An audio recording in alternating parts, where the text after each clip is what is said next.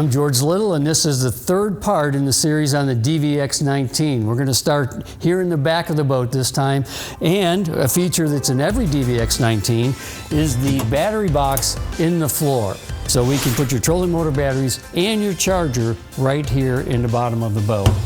Now the real fun part are these jump seats that we have in the DVX19. You can see they have a very tall seat, and that's not by accident. We've done that to be extremely comfortable, and we also have the right rake on this seat, I feel that. So when you sit in this seat, it's going to be just as comfortable as if you were sitting in one of the other chairs. So how do you make a jump seat more innovative?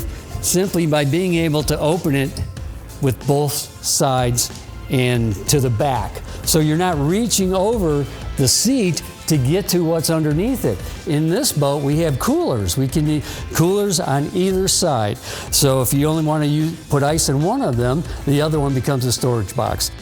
Between the two seats, we have our Livewell. I have a 37-inch Livewell here, which is plenty big enough for those 36-inch walleyes. We also are using the plexiglass lid that we put on every DVX in this Livewell. So ample room in here for all the fish that you're going to catch. Also has the Livewell pump out is a standard feature on this boat. And I want to talk about the EVA rubber here that you see in the entire cockpit and here on the back of the seats and the top of the Livewell.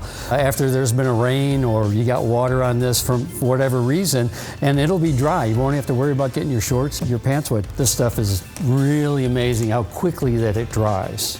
And before I get any farther back in the boat, I do want to mention that the handrails that you see here on the boat are standard, along with in the back of the boat, as we have in the front, our Vexus pop-up cleats. 2 flush mount rod holders, port and starboard side, and you can use those for many things besides rods. You can stick your net in there, you can put a mount for a track system on the back of the boat. Very, very handy. What we're showing here is the optional ski tow, and that's where your aluminum pole will go down into the lock if you want to recreate with the family in your boat. Okay, now I'm outside the boat, and say you're putting your boat cover on. Underneath this lid is I call it a control panel. It gives you all the function that you're going to need to do at the end of the day when you're putting your boat away, such as here's your main power switch. You can cut the main power to the boat for everything. Here is your battery charger plug. So you simply plug your extension cord into the battery charger, and your gauge will tell you if the battery chargers are charging.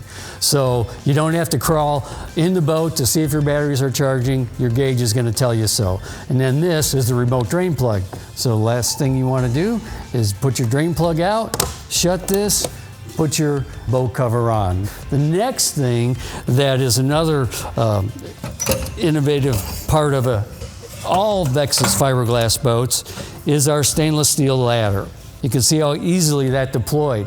So for recreational use, there's plenty of length there to get in and out of the boat. And then you also have this grab handle.